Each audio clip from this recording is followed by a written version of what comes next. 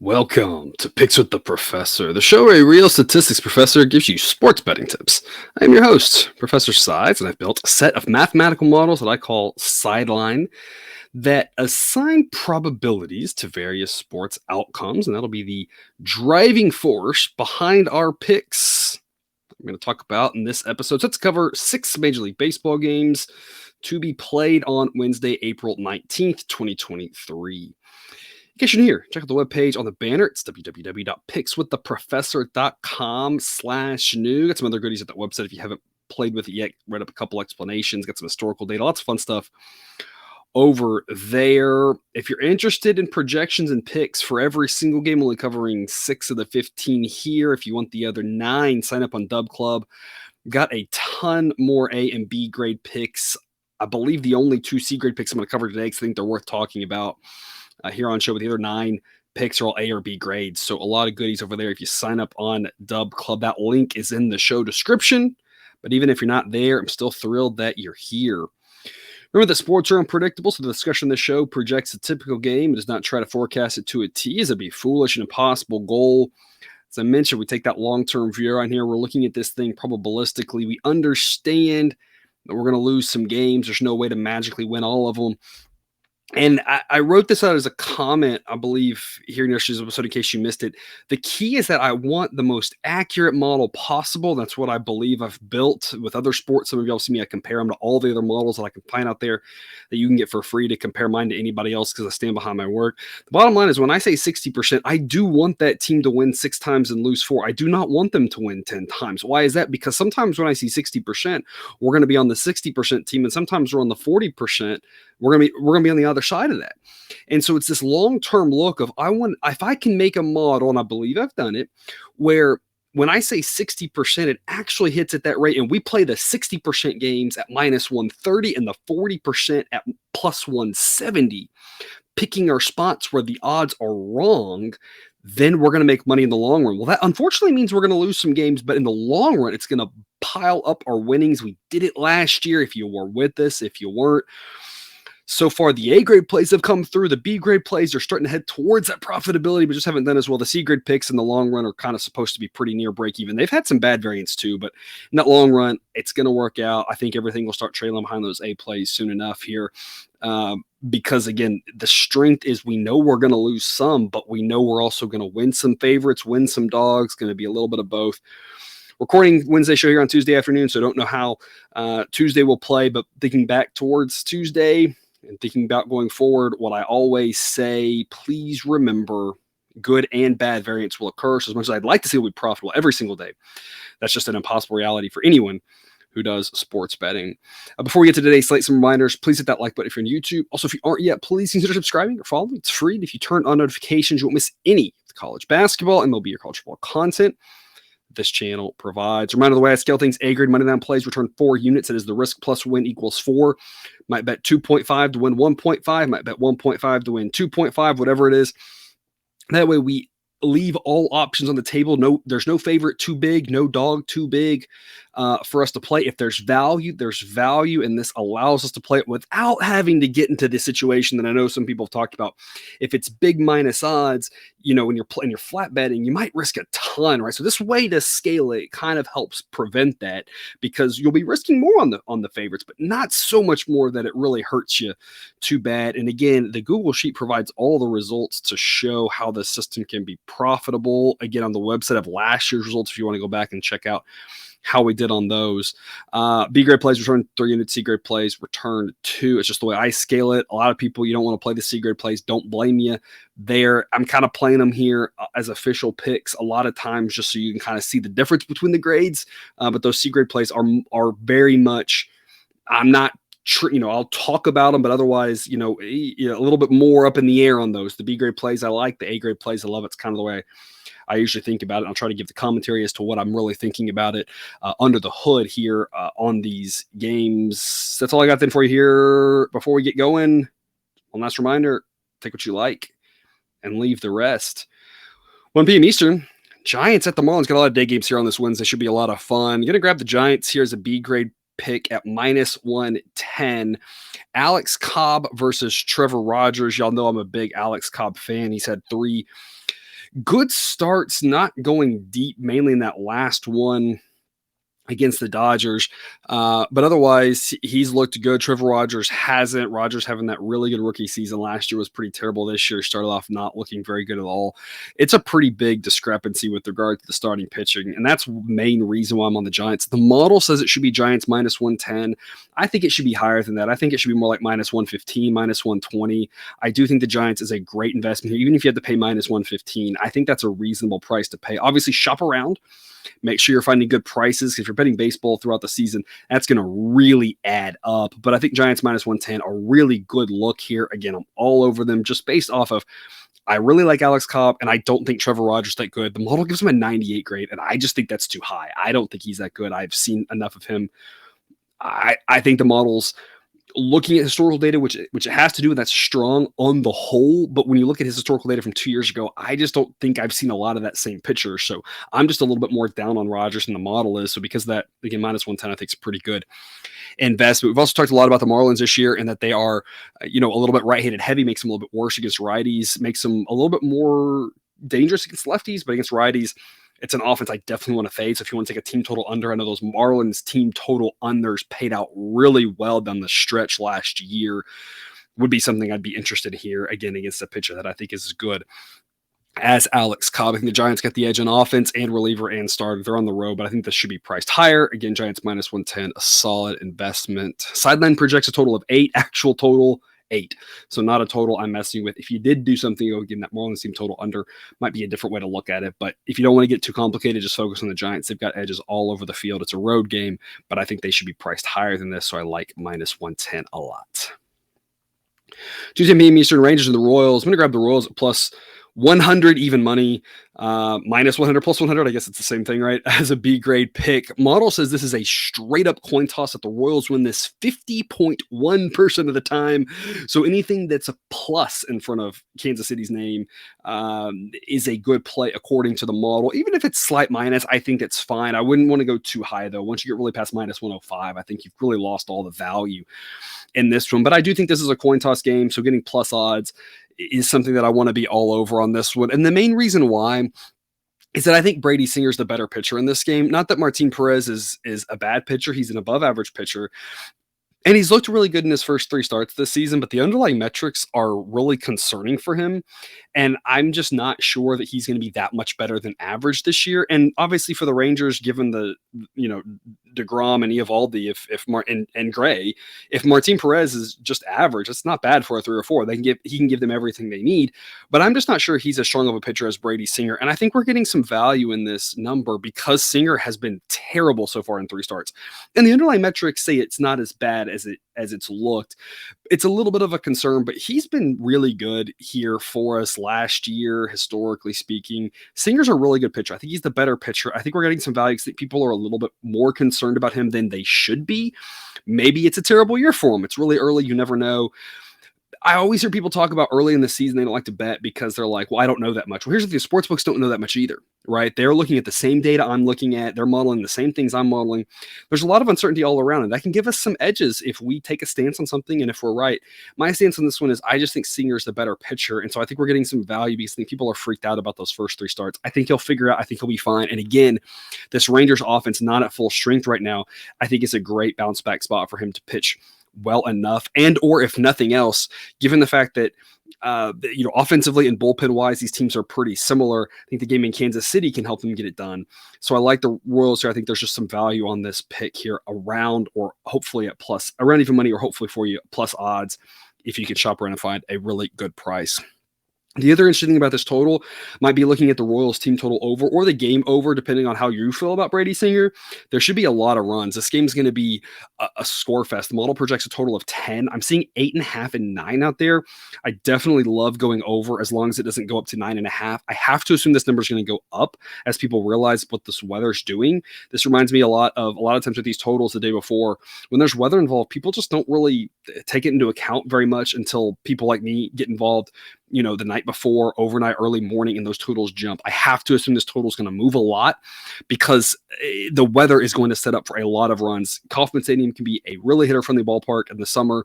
It's not the summer yet, but it's going to be mid-upper 70s for this game for a day game, so it's going to be not cold whatsoever, a nice day, and the wind will be blowing out at about 20 miles an hour. This is a very strong wind. Fly balls are going to be gone out of this park. So anybody just trying to get the ball in the air to the routine fly ball is going to be doubles and home runs. So I like the over in this one. Again, I think the Royals got a little bit of an edge as well. Maybe you go team total over on the Royals. Maybe you just play Royals. Maybe just play over. There's a lot of ways I think you can attack this one.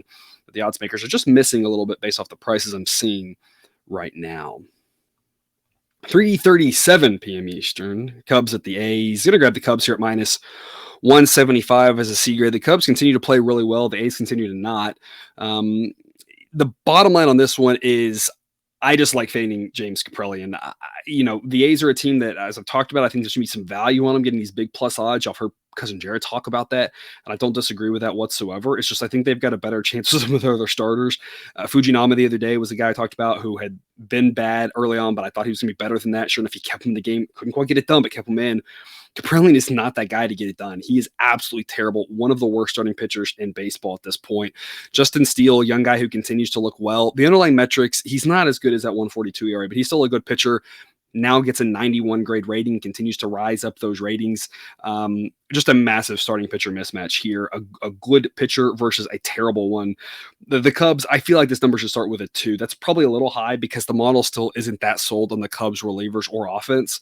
But as much as the Cubs offense is just average, it's still better than Oakland's. And as much as the Cubs set of relievers are a little bit below average, it's still better than Oakland's.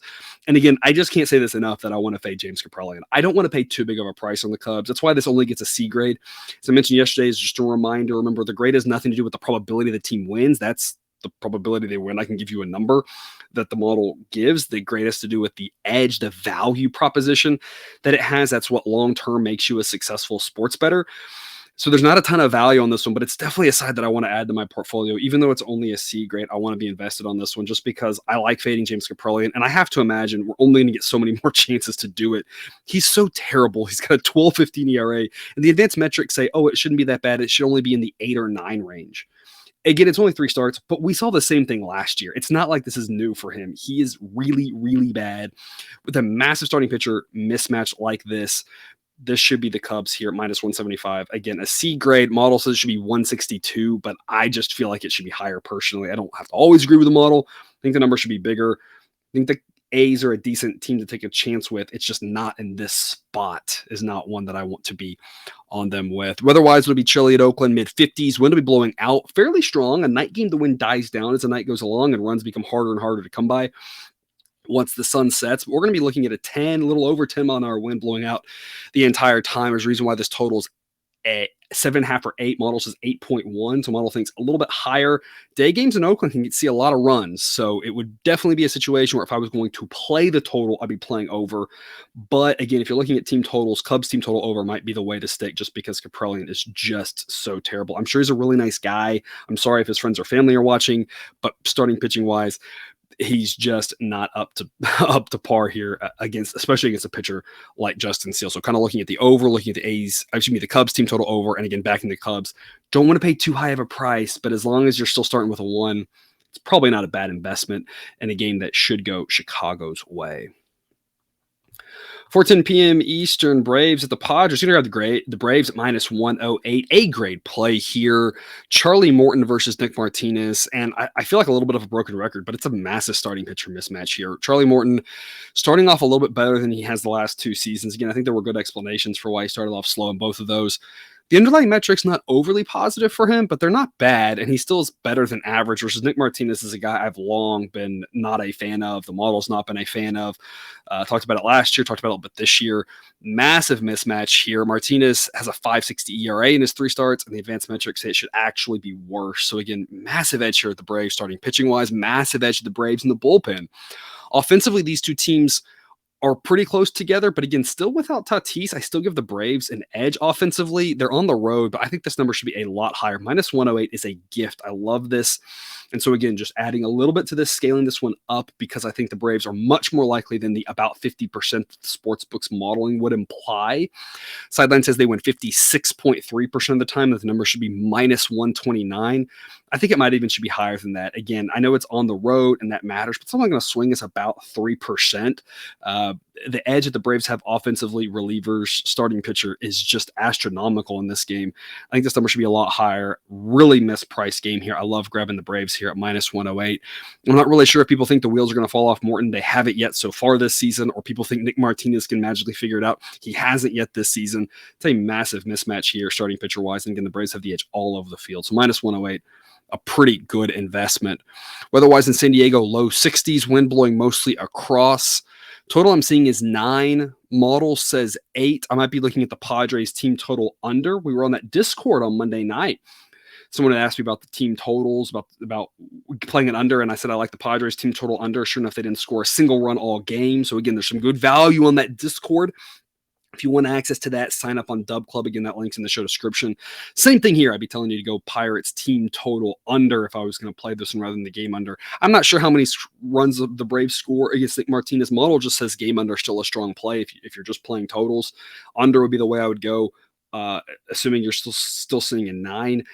But Nick Martinez and that Padres bullpen can give up a lot of runs. So it's not a game total that I really like, but that team total under for the Padres, I just don't think they're going to have a lot of success against Morton and that Braves bullpen. They'll get a few runs, probably more than 0 like they did on Monday, but I think that team total under probably still a good way to look. I think this Padres offense is getting a little bit too much respect right now. Without Tatis, whatever's going on with them this early in the season, Soto hasn't looked as good. I just don't think they're as good as the respect they're getting, and so it's kind of a decent way to look in general until the Padres really figure it out. So going to fade the Padres, going to think they're going to go low scoring all over the Braves here at minus 108, one of my favorite plays of the day. So some night games Wednesday. Thankfully, we'll have baseball all day. It should be a great one. 7:10 p.m. Eastern, Twins at the Red Sox. I'm going to play the Twins here at minus 115. A C-grade pick, but I think this is a pretty strong investment simply because I want to jump on this fade Corey Kluber train as long as possible. The Red Sox have been mostly good to us this year, backing them, especially recently in that series against the Angels. Backed them all 4 times. They got us 3 wins. And I personally took a little bit of that run line action on Monday, so cashed that as well, which was nice. But as good as I think the Red Sox are, you've got a massive issue with a couple of their starting pitchers, one of them being Corey Kluber. I'm just not a huge fan of. He has not looked good this season. The underlying metrics align with his ERA in the 6s. I think it's a great time to fade him. Joe Ryan's looked pretty good this season. He was really good to us last year, and the advanced metrics say he should be able to continue his performance. Again, I feel like a broken record, but massive starting pitching edge to the Twins here. They are on the road, but Joe Ryan's just a much better pitcher than Corey Kluber, and I don't think the sportsbook models are factoring that in quite as much as they should. The Twins also have an advantage with the relievers. They have one of the better bullpens in baseball. And the Sox bullpen, not a weakness like it was last year, but it's just league average, and that doesn't compare to the Twins. So the Twins will have an edge on that half of the field. And then offensively, I think these two teams are about even. The Red Sox offense might be a tiny bit stronger right now, but that's pretty much a wash. So I think the Twins should be a little bit higher than this. Sideline says minus 109, but again, I'm more down on Kluber than the model is. So personally, I think minus 115 is still an acceptable investment. Minus 120 really is as high as I would want to go on this. I wouldn't want to go any higher. At that point, it just kind of becomes a pass. But at the low minus 1 teens, or especially if it's minus 10 something, I think the Twins are a really strong play here. And again, I just want to get as much in as I can on fading Kluber before everything really catches up and he starts being treated like Patrick Corbin at this point, because I just don't think he's got it at this point. I think he's really on the down part of his career, unfortunately for him. And so I want to be able to fade him as much as possible. And again, I love backing a guy like Joe Ryan, who was so good to us last year. And it started off just as strong this year. It's going to be really cold in Boston, low 40s. Winds will be blowing out, but that temperature should keep the ball in, kind of balance out temperature and wind blowing out. Total in this one's 9. Model says 8.9, so it's priced pretty well.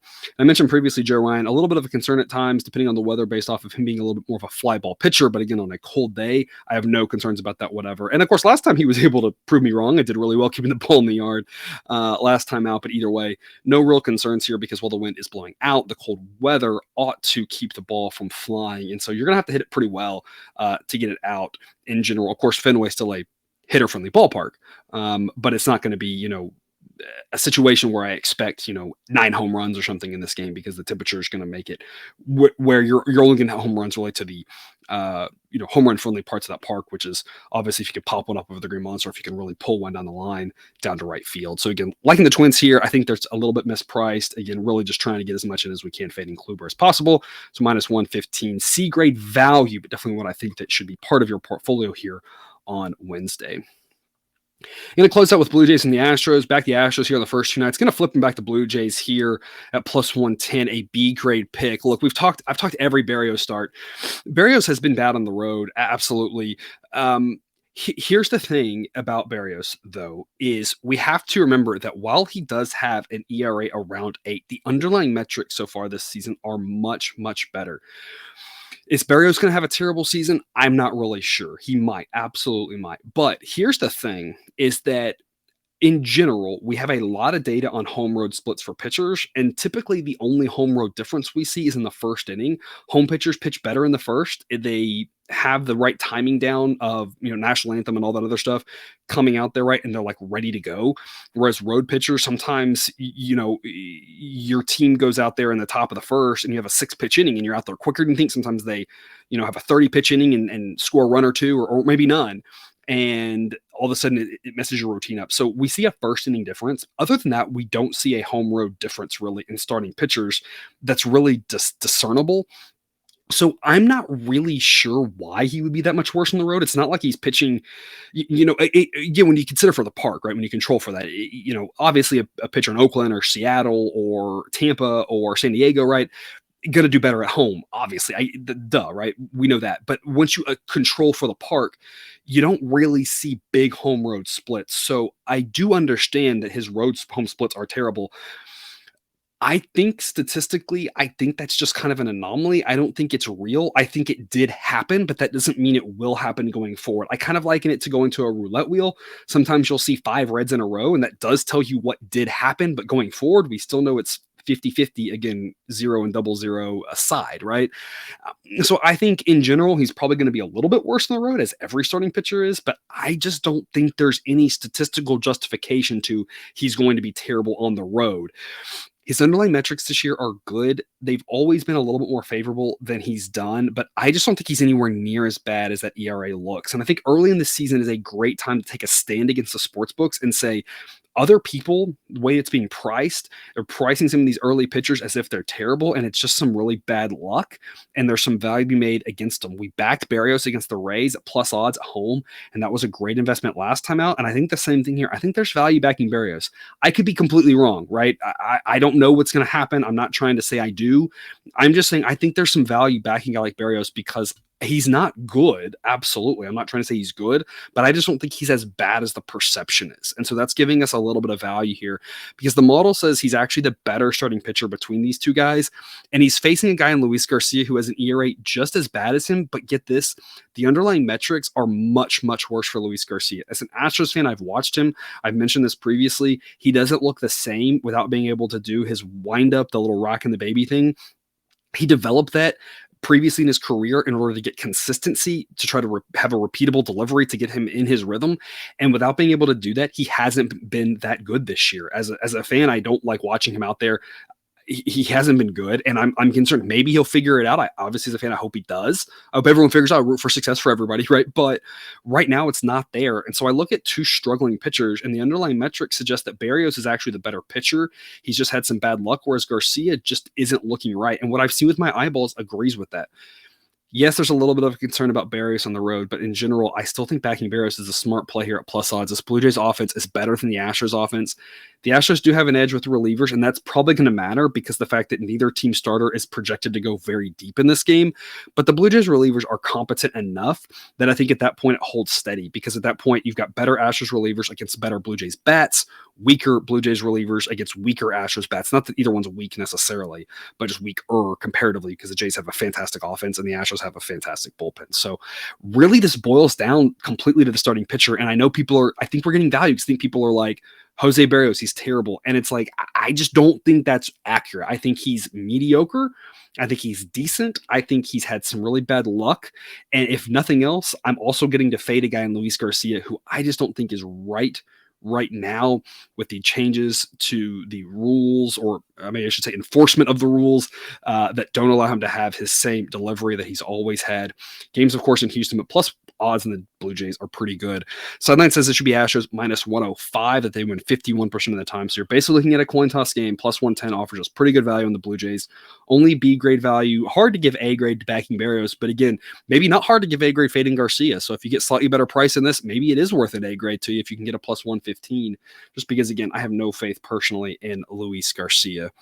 Total in this one is 9 or 9.5. I'm seeing 9.5. I would absolutely be playing over if you can find a 9. As I mentioned, I don't really have a lot of faith in either starting pitcher, and I think both of these offenses are really good. I think Barrios is good enough to control weaker offenses. Again, I think the Astros are going to score because the Astros have a good offense. And again, I don't think Barrios is good. I hope that's not what you heard. I just think he's still better than Garcia. And I think Garcia is going to get lit up by this really good Blue Jays offense. I think a lot of runs are going to happen. I think over 9 is a great investment if you can still find it. There's some 9s still out there. Even if you're paying a little bit of juice, I think that's fine. Sideline says 9.5. I think we get into double digits on this game. So I like the Blue Jays and I like the over on a night that we might see the roof open. We might not. If the roof is going to be open, that should give us a few more runs based off that wind swirling around in that park. And that's all I've got for you here today. Thanks for tuning into this episode of Picture the Professor. Don't forget to subscribe so you can enjoy all the sports betting content provided on this channel. It's dropped right to your feed. Be back again tomorrow with more baseball betting content. And until then, as always, best of luck. And remember, you can eat your betting money, but please don't bet your eating money.